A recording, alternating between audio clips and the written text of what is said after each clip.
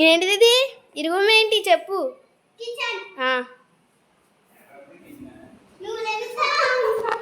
ఇది ఇది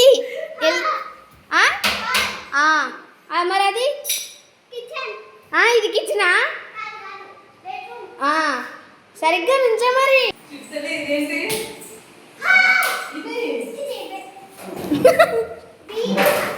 సెల్ఫ్లకే ఇలా బీరువలా కట్టేశారు తెలుసా? ఈ ఇల్లు నచ్చితే వీడియో లైక్ చేసి సబ్స్క్రైబ్ చేసుకోండి. ఈ మెస్సులన్నీ కుట్టాలి ఇప్పుడు. అసలైతే వీడియో పెడదాం అనుకోలేదు. పిల్లలైతే పెట్టు మమ్మీ, నువ్వు పెట్టకపోతే మేమైనా పెట్టేస్తాం అన్నారు. సర్లే వాళ్ళ సరదా ఎందుకు కాదన్నాలని చెప్పేసి వీడియో పెడుతున్నా. చిట్టు తల్లి నన్ను అసలు వీడియోలో ఏం చెప్పనివ్వట్లేదు. అసలు ఎక్స్ప్లెయిన్ చేసి వీడియో ఇవిడే చెప్తుందంట. ఇంకా ఏం చెప్తావు? స్టార్టింగ్ చెప్పావు కదా. మెస్సులకి కొలతలు కొలిచి కట్ చేసి ఇచ్చేసారు మా వారు. నేను అవన్నీ కొట్టాలి.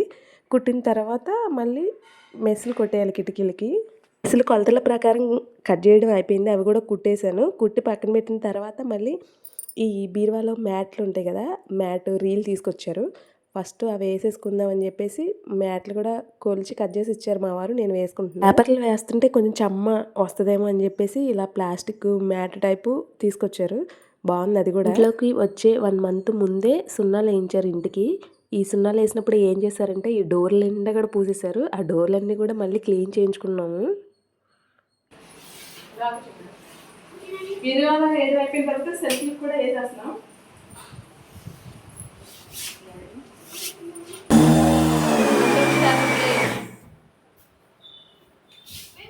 ఇక్కడ గిన్నెల స్టాండ్ డోర్కి బిగించారు. ఎందుకంటే మనకి ఇంకా అక్కడే ప్లేస్ బాగుంది. ఆ డోర్ కూడా మనకి తీసే అవసరం లేదు. అందుకని చెప్పేసి ఇంకా డోర్కి బిగించేశారు.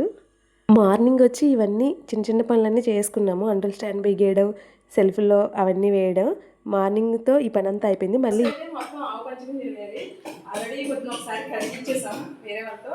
మళ్ళీ ఇంకో 2 రోజులకు కడిగి ఇల్లు ఈ ఆవు పంచకం చల్లేసి ఈ సామాన్ పోగేసేస్తున్నా. మేము ఇది సాటర్డే రోజు, మేము సండే రోజు వస్తున్నాం అనమాట. సాటర్డే ఈవినింగ్ మొత్తం ఇలా పొగేసేస్తున్నాం ఇంటికి ఆవు పంచకం చల్లేసి. మనకి సొంత ఇంటికి అలా చేసుకోవాలని ఏమీ లేదు. రెంటకున్నా సరే ఇలా చేసుకుంటే కొంచెం బెటర్.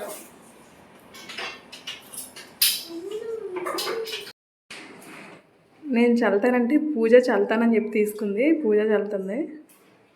ఉప్పులు బాగా చేసిన తర్వాత గుమ్మం దగ్గర నుంచి స్టార్ట్ చేశాను అనమాట నేను సాంబ్రాణి పొగేయడం.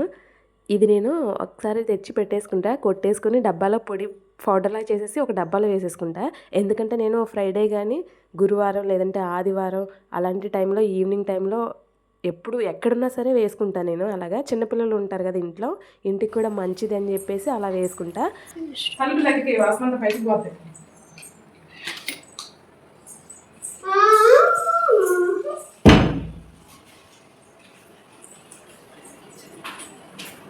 ఇక్కడేంటి అంటూ స్టాండ్కి సాంబ్రాణి పొగ వేస్తుంది అనుకుంటారేమో. అలా ఏం కాదు, మూలలు వేస్తున్నాను అనమాట. అంటూ స్టాండ్ ఉంది కొంచెం మూలే కాబట్టి అలా మూలలు వేసుకుంటూ వెళ్తున్నాను. అలా అయితే రూమ్ అంతా పట్టేసి వాసన బాగుంటుందని చెప్పి రూమ్ మొత్తం వేస్తున్నాను. నేను ఆటలకి ఈటలకి అని పేరు పెట్టి కాదు, మళ్ళీ అలా అనుకుంటారని చెప్తున్నా. ఆవు పంచుకుని చల్లిన తర్వాత 3 రూములకి పొగేయటం కూడా అయిపోయింది. అప్పటికే 7:30 అయిపోయింది టైము. మేము ఈ పనులన్నీ చేసుకుని సాంబ్రాణి పొగ వేసేసరికి సాయంత్రం అయిపోయింది. మళ్ళీ నేను పాతింటికి వెళ్ళి వంట చేసుకుని తినాలని చెప్పేసి కొంచెం హడావడిగా వేసేసి ఇంటికి వెళ్ళిపోతున్నాం. ఇంకా వేయడం అయిపోయిన తర్వాత ఇంకా డోర్ లాక్ చేసేసి ఇంటికి బయలుదేరి వెళ్ళేటప్పుడు వర్షం పడేలా ఉంది. ఇంకా చాలా చల్లగా ఉంది బయటకు వచ్చేసరికి. రూమ్లో ఆల్రెడీ మార్నింగ్ ఒకసారి కడిగేశారు, సాటర్డే మార్నింగ్ కడిగించాము. అయినా సరే మళ్ళీ ఈవినింగ్ వచ్చి మళ్ళీ కడిగిన తర్వాత ఆవు పంచకం చల్లి ఇల్లంతా కూడా పోగేసాం. వాళ్ళు కడిగినా సరే మళ్ళీ మనం కడుక్కుంటే అదొక మనశాంతి. చూసారా మబ్బులు ఎలా పట్టేసినాయో, వర్షం రావడానికి ఇంకా సిద్ధంగా ఉంది. మేము అలా లాక్ చేసి పాతింటికి వెళ్ళి వంట చేసుకుంటున్నామో లేదో వర్షం స్టార్ట్ అయ్యింది. రేపొద్దున కూడా ఇలాగే ఉంటుందేమో వర్షం అని అనుకున్నాం, కానీ మార్నింగ్ మేము వెళ్ళే టైంకి వర్షం అయితే లేదు. ఇంకా సండే మార్నింగ్ వచ్చేసి తోరణాలు అవి కట్టుకుంటున్నాం. మార్నింగ్ ఇది టైం వచ్చేసి 8ంటికి లోపలికి వెళ్ళేలాగా వెళ్ళమన్నారు. ఎప్పుడు అడిగినా మా బాబాయ్నే ఎక్కువ అడుగుతాను నేను. మా బాబాయే చెప్పారు 8ంటికల్లా లోపలికి వెళ్ళిపోండి అని చెప్పేసి. మార్నింగ్ వచ్చేసి నేను ఈ గుమ్మాలకి ముగ్గులు ఇవన్నీ వేసుకొని గడపలకి పసుపు బొట్లు అవన్నీ పెట్టుకున్నాను. ఆల్రెడీ గడపలకి రంగులు అవి వేయించి బొట్లు అయితే పెట్టారు, కానీ అలా పెట్టినా సరే మళ్ళీ మనం పసుపు రాసుకొని కంపల్సరీగా బొట్లు అయితే పెట్టుకోవాలి. అంటే ఎవరి ఓపిక వాళ్ళది అనుకోండి. అంటే నేను ఓపికగా ఉన్నానని కాదు, నాకు కాస్త సెంటిమెంట్ కొంచెం ఎక్కువ అంటే అన్నిటికీ కాదు, కొన్నిటికి పాటిస్తాను. నేను ఎక్కడున్నా సరే గడపలకి నిండుగా బొట్లు పెట్టుకుంటేనే నాకు మనశాంతిగా ఉంటుంది. గుమ్మం దగ్గర ముగ్గులు వేసుకొని గడపకి బొట్లు పెట్టడం అయిపోయిన తర్వాత తులసమ్మ దగ్గర కూడా కడిగి పెట్టుకుంటున్నాను తులసమ్మను వేయడానికి. కుండీ ఆల్రెడీ ఒక 2 days ముందే తెచ్చి పెట్టుకున్నాము. తులసమ్మను వేసుకోవడానికి మట్టి నేల కూడా ఉంది, కానీ ఈసారి కుండీలో వేసుకోవాలని అనిపించి కుండీ తెచ్చుకున్నాను. పాతింట్లో ఉన్నప్పుడు కిందే వేసుకొని చుట్టూరు గట్టిలా కట్టుకునేదాన్ని. ఇక్కడ కూడా అలా వేసుకోవచ్చులే అని అనుకున్నా, కాకపోతే కుండీలో వేస్తే ఇంకా బాగుండేమో అనిపించి కుండీ తెచ్చుకున్నాను. అసలైతే కుండీలో కంటే నేల మీద వేస్తేనే తులసి మొక్క చాలా బాగా వస్తుంది. తులసి మొక్క అనే కాదు, ఏ మొక్కైనా సరే మట్టి నేలలో వేసింది చాలా బాగా వస్తుంది. కుండీలో కొంచెం స్లోగా పెరుగుతుంది, నేల మీద ఏంటంటే కొంచెం ఫాస్ట్గా పెరుగుతుంది. తులసి మొక్కనే కాదు, ఏ మొక్కైనా సరే. కుండీ దగ్గర అంతా కడిగేసి కుండీకి కూడా పసుపు రాసి బొట్లు అయితే పెట్టేశాను. ఇంకా ఈ కుండీతో పాటే మేము ఏం చేసామంటే మట్టి కూడా తెచ్చుకున్నాం. అసలైతే మట్టి ఎందుకు, మట్టి ఉంటుంది కదా మన ఇంట్లో, అంటే ఆ మట్టి వేరు, వాళ్ళ అమ్మాయి మట్టి వేరు. వాళ్ళ అమ్మాయి మట్టి చాలా బాగా వస్తుంది మొక్క అని చెప్పారు మా వారు. నేను కూడా ఇంకా సర్లే అని మట్టి మూట ఒకటి కుండీతో పాటే తెచ్చేసుకున్నాము.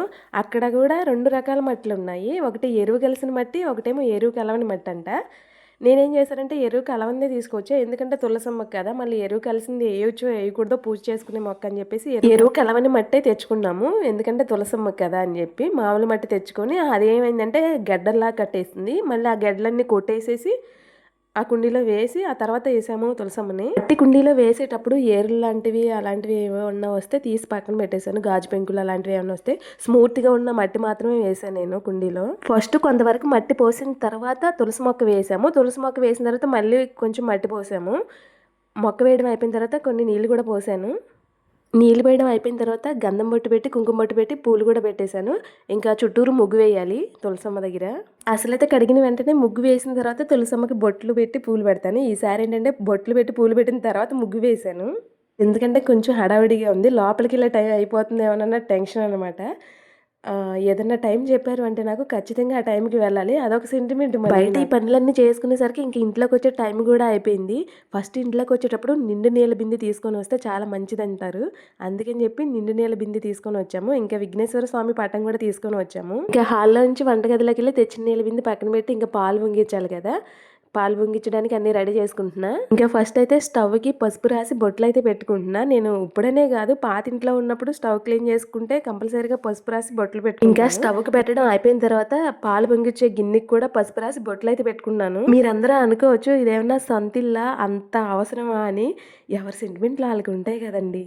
అయినా మనం మంచి పనులు చేయాలి అంటే సొంత ఇల్లే అవసరం లేదు, మనం రెంట్కున్నా సరే మన ఇల్లుగా భావించి మంచి పనులు చేసుకుంటే తప్పే లేదు అసలు. అందులో నాకు పూజ చేసే దగ్గర కొంచెం సెంటిమెంట్లు ఎక్కువే, ఎందుకంటే డైలీ ఇంట్లో నేను పూజ చేసుకుంటాను. నెలకు వచ్చేసి ఒక 5 రోజులు తప్ప మిగతా అన్ని రోజుల్లో కంపల్సరీగా పూజ చేయాల్సిందే. నాకు మ్యారేజ్ అయిన దగ్గర నుంచి అలాగే అలవాటు, డైలీ పూజ చేసుకుంటేనే బయటికి వెళ్ళే అలవాటు అనమాట. ఇంకా అలా అలవాటు అయిపోయింది. ఎలా అలవాటు అయిపోతే ఇంకా అలాగే అనుకోండి. ఇంకా నాకు హెల్ప్ చేయడానికి అమ్మ అయితే వచ్చింది. నేను ఈ పాలు పొంగిస్తుంటే అమ్మ చేసే పనులు అమ్మ చేస్తుంది.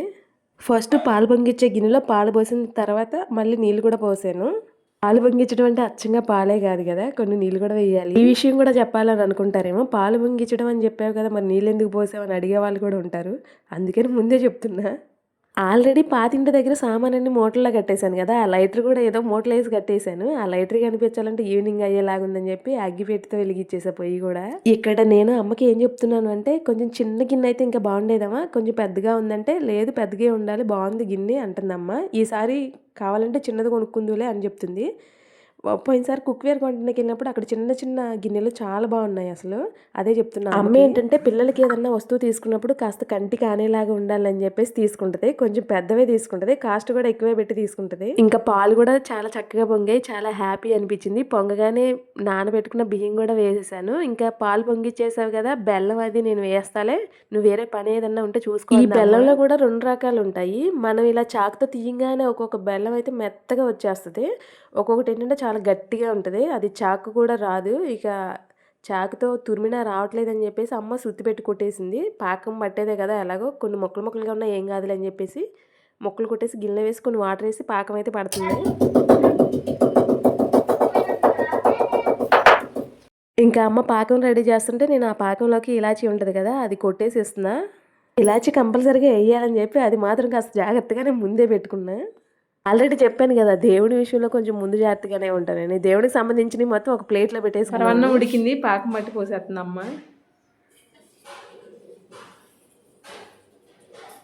అసలైతే ఆ పట్టిన పాకం కూడా వడకట్టి పోస్తుంది అమ్మ. ఇప్పుడు చెప్పాను కదా ఆల్రెడీ అన్ని మూటలు కట్టేశాను. అవి ఎత్తుక్కోవాలంటే కాస్త కష్టమే. మళ్ళీ ఇక్కడికి వచ్చిన తర్వాత కూడా అవన్నీ తోమాలి కదా, అప్పుడే వాడటం కూడా కుదరదు. నాకు హెల్ప్ చేయడానికి మా అమ్మ వచ్చింది. ఏంటంటే అమ్మకి ముందే తెలుసు అసలైతే హౌస్ మారుతామని.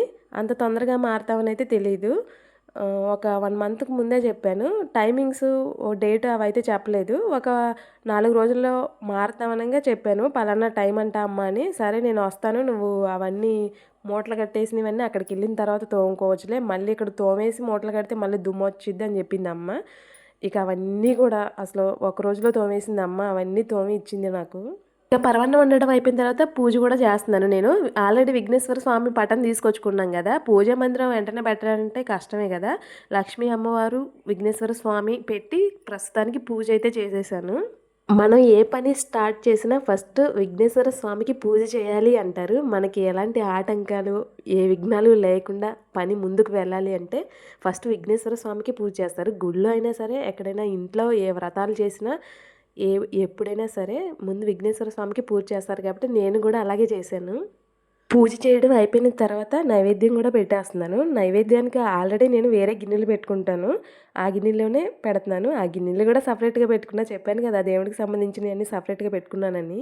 ఖచ్చితంగా 8 గంటలకి లోపలికి వచ్చాం కదా, 9-10 అయ్యేసరికి పూజ పూర్తి అయిపోయి ప్రసాదాలు చేయడం కూడా అయిపోయింది. తులసమ్మకి దేవుడి దగ్గరికి నైవేద్యం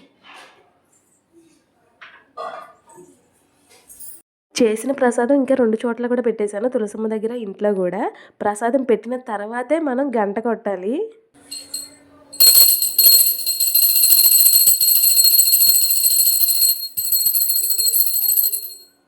ఇంకా అమ్మవారికి, స్వామివారికి హారతి ఇచ్చి ఆ తర్వాత మేము కూడా హారతి తీసేసుకున్నాము. ఫస్ట్ ఏంటంటే అమ్మవారికి ఇచ్చిన తర్వాత కింద పెట్టి మళ్ళీ నీళ్ళు జల్లిన తర్వాత తీసుకోవాలి. ఇది ఆల్రెడీ అందరికీ తెలిసే ఉండొచ్చు అనుకోండి. కొంతమంది ఏంటంటే ఇప్పుడు కొత్తగా కొన్ని వింతగా చెప్తూ ఉంటారు. అలా తీసుకోకూడదు, ఇలా తీసుకోకూడదు అని. అవన్నీ వినుకుంటూ ఉంటే అంటే కొన్ని మంచి విషయాలు ఉంటాయి వాటిలో, కొన్ని అయితే ఉండవు. మనం ఎప్పుడు అలా చేసుకుంటామో పూజ అలాగే చేసుకుంటే బెటరు. కొన్ని పట్టించుకోవాలి, కొన్ని పట్టించుకోకూడదు. ఇంకా పూజ పూర్తి అయిపోయిన తర్వాత వంట చేస్తున్నా. తమ్ముడు వాళ్ళు కూడా వస్తున్నారు, అందరికీ కలిపి చేస్తున్నా. ఇక్కడ దగ్గరే కాబట్టి చిన్నవన్నీ మేము తీసుకొచ్చేసుకున్నాం. ఇంకా పెద్దవంటే కష్టం కదా. మా తమ్ముడు వచ్చిన తర్వాత వాషింగ్ మిషన్, బీరువా ఇలాంటి కొంచెం బరువుగా ఉన్నవి మా తమ్ముడు హెల్ప్ చేశాడు. కొత్త ఇంట్లో ఉల్లిపాయ పులుసు పెట్టాలి కంపల్సరీగా అంటారు కదా. 10 సంవత్సరాల తర్వాత మళ్ళీ హౌస్ చేంజ్ అయ్యాము. 10 నుండి 11 సంవత్సరాల్లో కాలు పెట్టిన తర్వాత అప్పుడు వేరే ఇంటికి వచ్చాము. ఇంకా మా అదృష్టం ఏంటి అంటే సామానాన్ని తీసుకొచ్చేటప్పుడు ఎలాంటి వర్షం కూడా పడలేదు. అయినా వర్షం పడిన ప్రాబ్లం ఏమి ఉండదు అనుకోండి. అక్కడైతే అక్కడ, ఇక్కడైతే ఇక్కడ ఉంచుకోవచ్చు. దగ్గర కాకపోతే ఏంటి అంటే దగ్గరైనా సరే కొంచెం బరువు తీసుకొచ్చినప్పుడు అటు ఇటు గమ్మున వెళ్ళలేం కాబట్టి కొంచెం ఇబ్బంది అయ్యేది వర్షం పడితే. ఇక వచ్చిన 2వ రోజు కొన్ని సెల్ఫ్లు అయితే సర్దేసుకున్నాను. సరుకులన్నీ కూడా నిండుకున్నాయి. ఎందుకంటే ఆల్రెడీ వెళ్ళిపోతాం కదా, మళ్ళీ వెళ్ళిన తర్వాత తీసుకొచ్చుకోవచ్చులేని అన్నీ కొన్ని అలా సర్దుకున్నాను. ఇంట్లోకి వచ్చాక 2వ రోజు తీసిన వీడియో ఇది. ఈ సెల్ఫ్ల వరకే సర్దాను. ఇప్పుడు అన్నీ క్లియర్గా సర్దేసుకున్నాను. ఆల్రెడీ అన్నీ సర్దుకుని ఒక 5 రోజులు మూల కూడా పడ్డాను. ఆల్రెడీ నా వాయిస్ వింటే మీకు తెలిసిపోయే ఉంటుంది. హెల్త్ కొంచెం బాగాలేదు. ఇంట్లోకి వచ్చి 8వ తారీఖు వచ్చాం. వీడియో అయితే ఈరోజు పెడుతున్నా. నాకు ఈరోజు కుదిరింది వీడియో పెట్టడానికి. అప్పటి నుంచి పెడదాం అనుకుంటున్నా కానీ అసలు పెట్టడమే కుదరట్లేదు. ఒక ఇంటి నుంచి ఇంకొక ఇంటికి వస్తున్నామంటే ఎంత పని ఉంటుందో మీకు తెలుసు కదా. ఇవన్నీ కూడా పచ్చళ్ళు: పొండిమిరకాయ, ఉసిరికాయ, తొక్కుడు పచ్చడి, నిమ్మకాయ. ఇంక ఈ వీడియో అయితే ఇంతే.